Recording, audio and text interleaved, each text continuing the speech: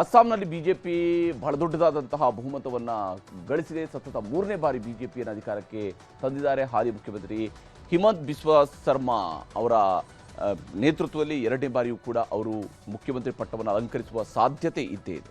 ಒಟ್ಟು 126 ಕ್ಷೇತ್ರಗಳಿರತಕ್ಕಂತಹ ಈ ಒಂದು ರಾಜ್ಯದಲ್ಲಿ ಬಿಜೆಪಿ ಈಗಾಗಲೇ ಗಳಿಸಿರುವಂತಹ ಸ್ಥಾನಗಳು 82, ಕಾಂಗ್ರೆಸ್ 19, AIUDF 2 ಕ್ಷೇತ್ರಗಳು ಮತ್ತು ಇತರರು 23 ಕ್ಷೇತ್ರಗಳಲ್ಲಿ ಗೆಲುವನ್ನು ದಾಖಲಿಸಿಕೊಂಡಿದ್ದಾರೆ. ಇನ್ನು ಪುದುಚೇರಿಯಲ್ಲೂ ಕೂಡ ಇದು ಅಸ್ಸಾಂನ ವಿಚಾರ ಆದರೆ ಅಸ್ಸಾಂನಲ್ಲಿ ಈಗಾಗಲೇ ಬಿಜೆಪಿ ಅಧಿಕಾರದ ಗದ್ದುಗೆ ಏರಿದರೆ ಪುದುಚೇರಿಯಲ್ಲಿ NDA ಮೈತ್ರಿಕೂಟ ಅಧಿಕಾರಕ್ಕೆ ಬರ್ತಾ ಇದೆ. NDA ಮೈತ್ರಿಕೂಟ ಇಲ್ಲಿರುವಂತಹ 30 ಕ್ಷೇತ್ರಗಳ ಪೈಕಿ 22 ಕ್ಷೇತ್ರಗಳಲ್ಲಿ NDA ಮೈತ್ರಿಕೂಟ ಗೆಲುವನ್ನು ದಾಖಲಿಸಿಕೊಳ್ತಾ ಇದೆ. ಇಂಡಿಯಾ ಬ್ಲಾಕ್ 6 ಕ್ಷೇತ್ರಗಳಲ್ಲಿ TVK ಪುದುಚೇರಿಯಲ್ಲೂ ಕೂಡ ತನ್ನ ಖಾತೆಯನ್ನು ತೆರೆದಿದೆ. 2 ಕ್ಷೇತ್ರಗಳಲ್ಲಿ TVKಯೂ ಕೂಡ ಗೆಲುವನ್ನು ದಾಖಲಿಸಿಕೊಂಡಿದೆ. ಇದು ಒಟ್ಟು ಪುದುಚೇರಿಯ ಫಲಿತಾಂಶದ ಅಂಶಗಳು. ಹೀಗೆ 5 ರಾಜ್ಯಗಳ ಪೈಕಿ ಬಿಜೆಪಿ ಪಶ್ಚಿಮ ಬಂಗಾಳ, ಅಸ್ಸಾಂ ಮತ್ತು ಪುದುಚೇರಿಯಲ್ಲಿ ಬಿಜೆಪಿ ನೇತೃತ್ವದ ಸರ್ಕಾರ ರಚನೆ ಆಗ್ತಾ ಇದೆ. ಹಾಗಾಗಿ ದೆಹಲಿಯ ಬಿಜೆಪಿ ಕಚೇರಿಯಲ್ಲಿ ಸಂಭ್ರಮ ಮನೆ ಮಾಡಿತ್ತು. ದೆಹಲಿಯ ಬಿಜೆಪಿ ಪ್ರಧಾನ ಕಚೇರಿಯಲ್ಲಿ ಇವತ್ತು ಬಹಳ ದೊಡ್ಡ ಸಂಭ್ರಮಾಚರಣೆಯನ್ನು ಆಯೋಜನೆ ಮಾಡಲಾಯಿತು. ಪ್ರಧಾನಿ ಮೋದಿ ಅವರಿಗೆ ಬಿಜೆಪಿ ನಾಯಕರೆಲ್ಲ ಸನ್ಮಾನ ಮಾಡಿದರು.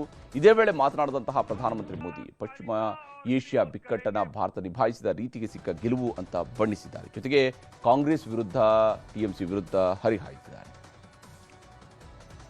आज पश्चिमी एशिया में चल रहे संकट का पूरे विश्व पर बुरा असर पड़ा है,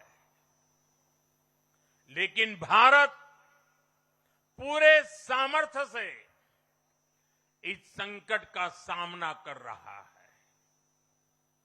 इस चुनाव परिणाम ने भी दिखाया है कि भारत इस चुनौती में भी एकजुट है, एक मत है, एक लक्ष्य से संकल्पित है और वो लक्ष्य है